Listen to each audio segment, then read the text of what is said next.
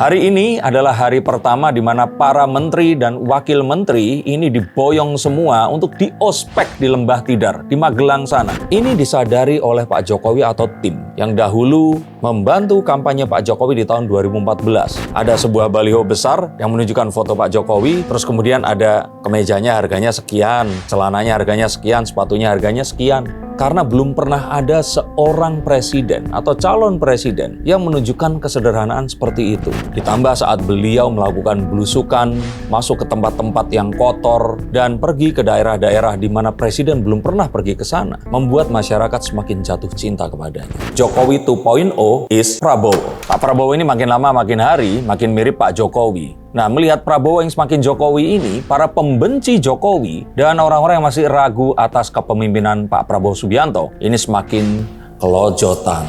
Dan mereka pasti akan semakin mengarang bebas cerita-cerita untuk mendiskreditkan pemerintahan Pak Prabowo. Alasannya sih menyerang Fufu Fafa, menyerang Gibran, atau kalau tidak mereka masih tetap mencari-cari mengapa Pak Prabowo masih memakai menteri-menteri Jokowi dan melakukan hal-hal yang masih berhubungan dengan Pak Jokowi. Yang saya sudah katakan, Pak Prabowo ini memang sedang mempraktekkan Jokowisme. Dan video ini akan menjelaskan semuanya.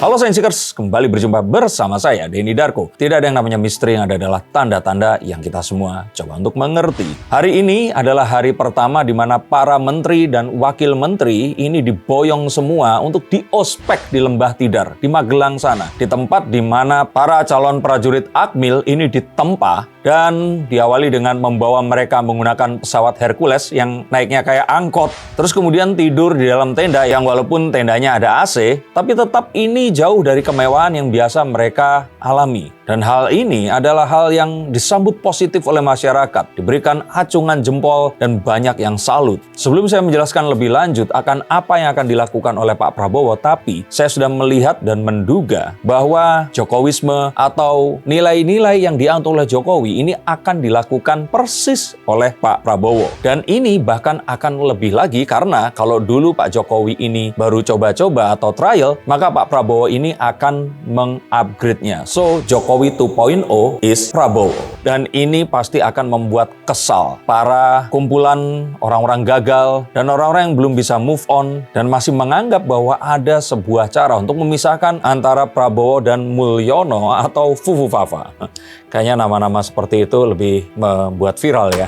Yang pertama, saya ingin mengupas mengapa hal seperti ini disukai oleh masyarakat Indonesia. Seseorang biasanya saat mereka ini belum mendapatkan kenyamanan hidup, maka mereka akan memiliki primary feeling yang kalau boleh saya bilang driven by emotion atau dipengaruhi oleh emosi mereka. Dan ini biasanya terjadi saat kita lapar, kebingungan karena tuntutan hidup yang banyak di sekitar kita. Dan dalam survival mode ini tadi, hal-hal yang menggali atau memancing emosi itu akan lebih dapat diterima. Dan ini dilakukan dengan sengaja. This is engineer.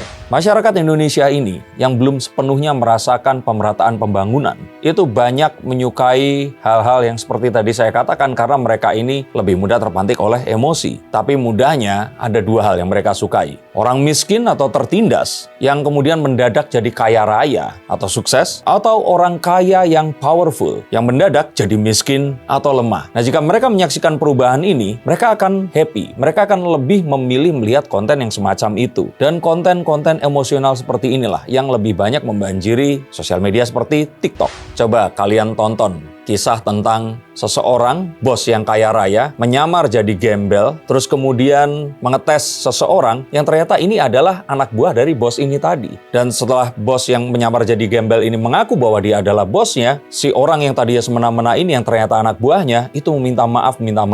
Dan semua orang langsung ingin berkomentar dan views-nya pasti jutaan. Konten-konten ini biasanya dimulai atau trennya ini dipicu oleh konten serupa yang datang dari negara tirai bambu itu tadi. Kemudian dibuat oleh orang-orang di Indonesia. Atau tentang menantu perempuan yang ditindas dan dimarahi oleh mertua perempuan mereka. Pasti sering kan menonton seperti itu. Maka tak heran jika konten-konten sinetron juga mengisahkan tentang seseorang yang terlahir miskin, tidak berdaya, ditindas oleh antagonis yang jahat. Lalu kemudian si miskin ini tadi menikah dengan seseorang yang kaya dan terus kemudian melakukan pembalasan pada si jahat ini tadi. Dan proses di mana si miskin ini menjadi kaya harus terjadi dengan cara yang ajaib. Jarang diceritakan bahwa si miskin ini terus kemudian sekolah dengan rajin, terus kemudian dia itu bekerja dengan giat, terus kemudian dia setelah jatuh bangun dia menjadi kaya, terus kemudian dia baru membalas dendam. Enggak, biasanya kalau nggak lewat pernikahan, dapat lotre, atau kalau tidak ternyata dia ini adalah seseorang yang tertukar. Dan mengapa orang-orang juga menyukai ajang pencarian bakat, di mana seseorang yang awalnya ini datang dari kampung, dari pelosok, tapi jago menyanyi, kemudian di make up, dimarah-marahi oleh juri, dan bertransformasi menjadi seorang biduan atau idol yang sangat cantik dengan baju yang mewah, menyanyi lagu yang menyayat hati, di mana transformasi ini yang disukai oleh masyarakat. Ini disadari oleh Pak Jokowi atau tim yang dahulu membantu kampanye Pak Jokowi di tahun 2014. Saat saya ingat ada di perempatan Jalan Tebet saat itu, ada sebuah baliho besar yang menunjukkan foto Pak Jokowi, terus kemudian ada kemejanya harganya sekian, celananya harganya sekian, sepatunya harganya sekian. Karena belum pernah ada seorang presiden atau calon presiden yang menunjukkan kesederhanaan seperti itu. Masyarakat ini terkesima dan mereka merasa bahwa diri mereka ini diwakili. Mereka melihat Pak Jokowi ini mirip seperti tetangganya, mirip dengan seseorang yang dikenal dekat oleh mereka. Tidak seperti pejabat-pejabat yang bertubuh tambun, berkulit terang, yang tidak pernah terkena sinar matahari, sehingga menimbulkan sebuah hope atau harapan bahwa saya pun mungkin bisa seperti Pak Jokowi. Dan Pak Jokowi adalah kita. Ditambah saat beliau melakukan belusukan, masuk ke tempat-tempat yang kotor, dan pergi ke daerah-daerah di mana presiden belum pernah pergi ke sana, membuat masyarakat semakin jatuh cinta kepadanya. Dan alasan yang sama juga yang membuat akhirnya masyarakat ini marah dan membuli Erina Gudono. Padahal dia quotes on quotes, hanya membeli roti seharga 400.000 atau sushi seharga 4 juta. Kenapa saya bilang cuman? Karena dia ini adalah anak presiden. Dan harga seperti itu harga yang cenderung nggak mahal untuk ukuran seseorang yang tinggal di Jakarta. Jika saya spill harga makanan atau kudapan yang dimakan oleh teman-teman saya, mungkin kalian akan lebih kaget lagi. Tetapi saat Jokowisme ini tadi dianggap diingkari, saat itulah masyarakat marah karena mereka melihat sesuatu yang tidak mereka sukai. Nah, Pak Prabowo ini sepertinya sudah mengerti dan dia akan terus mendemonstrasikan ini. Menteri, wakil menteri, orang sekelas Erlangga Hartarto, Raffi Ahmad yang biasanya di dalam mobil Alphard pindah dari satu tempat ber-AC ke tempat ber-AC yang lainnya, nggak pernah berbecak-becak ria, tiba-tiba harus tidur di barak, bangun jam 4 pagi, mengenakan baju PDL atau pakaian dinas lapangan, dan mengikuti latihan baris berbaris hingga leadership yang dilakukan oleh para instruktur Akmil ini tadi. Dipimpin langsung oleh Pak Prabowo yang bangun lebih awal dan ada di tempat itu sebelum orang yang paling pagi pun datang ke sana. Hal ini akan lebih powerful dan lebih mengena di masyarakat dibandingkan laporan tentang keberhasilan pelaksanaan makan siang gratis bergizi atau kabar tentang bagaimana Pak Prabowo nanti akan memasukkan investasi senilai triliunan rupiah untuk ditanamkan di Indonesia secara cuma-cuma dari negara luar melalui perjanjian bilateral dan multilateral. Masyarakat nggak mengerti dan menyukai yang semacam itu. Maka jika Pak Prabowo melakukan lebih sering lagi, para pembencinya ini nggak akan bisa apa-apa.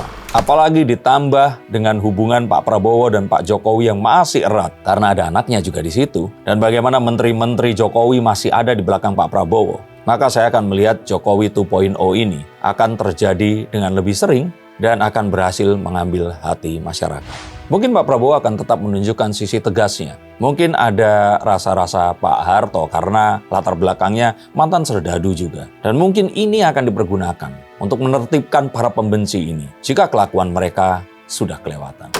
Saya memiliki sebuah harapan yang lebih baik lagi. Dan saya harap kalian pun seperti itu.